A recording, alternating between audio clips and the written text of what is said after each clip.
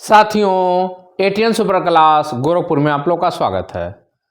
साथियों, 29,334 का जो आदेश आया है उसको लेकर के बहुत सारे लोगों में उठापोक की स्थिति बनी हुई है कि सरकार क्या कर रही है, तो उसके बारे में बताएंगे।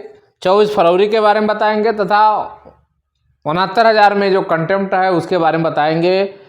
तो वीडियो जरूर अंत तक देखिए और ज़्यादा से ज़्यादा लोगों को शेयर करिए।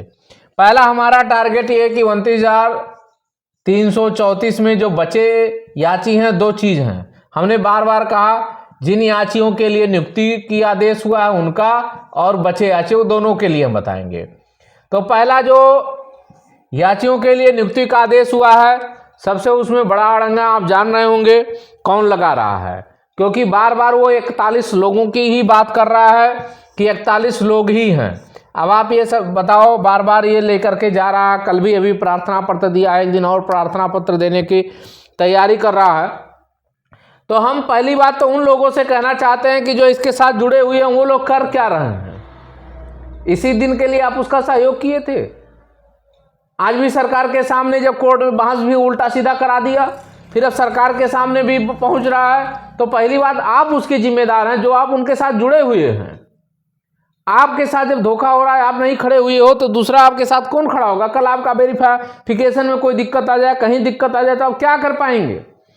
तो मेरा सिर्फ आह्वान है, जो इसका मुखिया है उसको आपको पकड़ना पड़ेगा कि वो कहीं जा ही ना पावे। इसलिए ना जा पाओ क्योंकि कोर्ट में तो जा करके आपका काम गड़बड़ कर दिया, लेकिन ईश्वर साथ दे कि आपके लिए भला हो गया। लेकिन यहाँ क्या करेंगे, सरकार के सामने क्या करेंगे, प्रस्तुत कर देगा। अभी सुनने में आया है, कह रहा हमारी नौकरी पहले लग जाएगी, बाद में लोगों का फिर कोर्ट लड़ेंगे, फिर अपना ले होंगे, हमसे कोई लेना देना नहीं, कंटेम्प्ट करें। अब आप बताइए इसकी मानसिकता तो ये हो गई। तो मैं सिर्फ सबसे आह्वान करना चाहता हूँ कि इस व्यक्ति को पेपर में निकला हुआ, ऐसा नहीं है कि हम आज बोल रहे हैं, पेपर में निकली हुई बातें हैं, लोगों की बातें हैं कि ये प्रत्यावेदन दे रहा है और कह रहा सिर्फ हमारी बात हो। वो प्रत्यावेदन भी है मेरे पास, ऐसा तो है नहीं हम गलत बोल रहे हैं, प्रत्यावेदन भी मेरे पास है। तो हम सिर्फ यही कहते हैं उसको कहीं भी कोई व्यक्ति मिल जाए, इलाहाबाद का तो इलाहाबाद खोज ले उसको, ये इलाहाबाद आ रहा तो इलाहाबाद पकड़ के रख लीजिए, लखनऊ जा रहा लखनऊ वाले लखनऊ में पकड़ ले, क्योंकि सारे लोग अब सिर्फ 41, बाकी लोग कहाँ जाएंगे।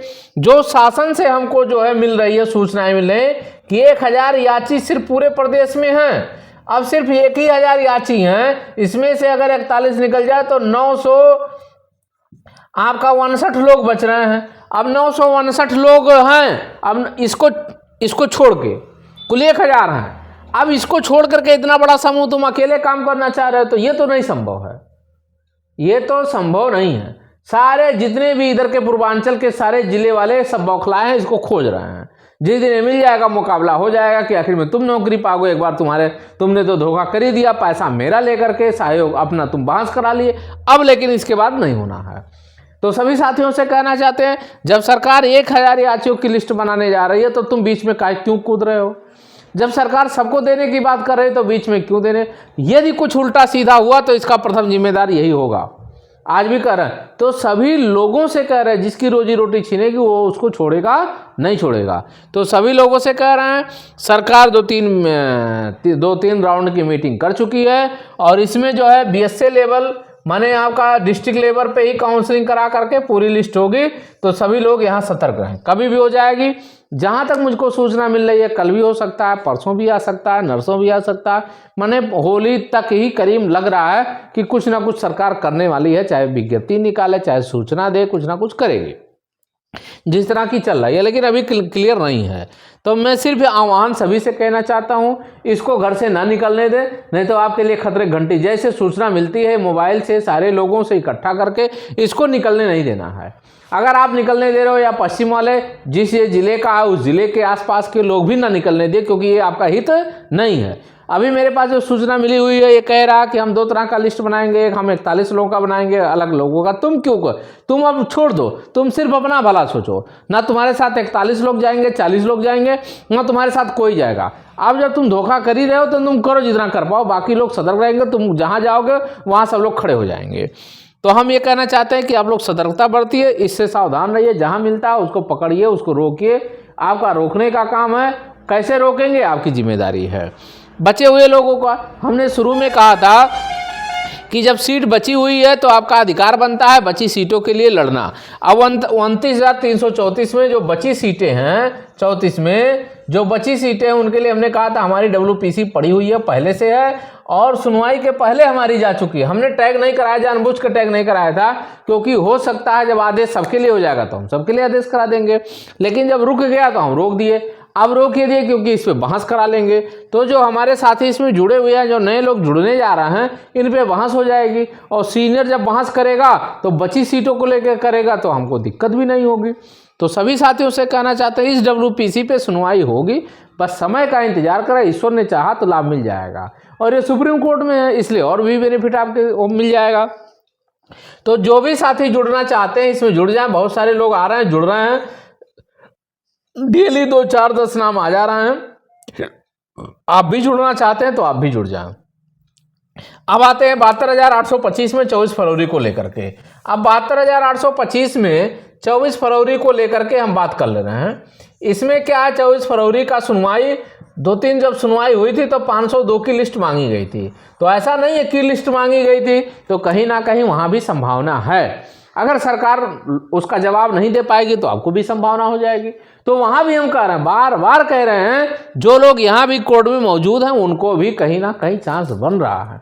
बस समय का इंतजार करिए, एकजुटता बनाए रह गए, विखंडन ना होने पाए कि वहाँ भी हमारा हो जाए उनका।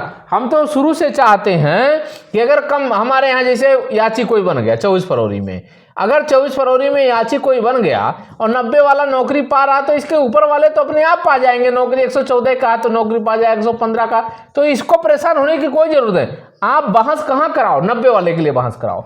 इसीलिए हम कहते हैं जब भी आप लड़ो तो कम मेरिट वालों के लिए लड़ो, तो अपने आप हाई मेरिट का मिल जाएगा। सरकार खुद कहेगी कि हमारे पास इतनी सीटें खाली, इतनी याची हम नौकरी दे रहे हैं, तो हमको तो कम नंबर वालों के लिए लड़ना, 90 वालों के लिए लड़ना, 82 वालों के लिए लड़ना, 84 वालों के लिए लड़ना। अगर वो नौकरी पा जाएगा तो हाई मेरिट वाला अपने आप पा जाएगा, तो हम उन साथियों को लेकर लड़ना है।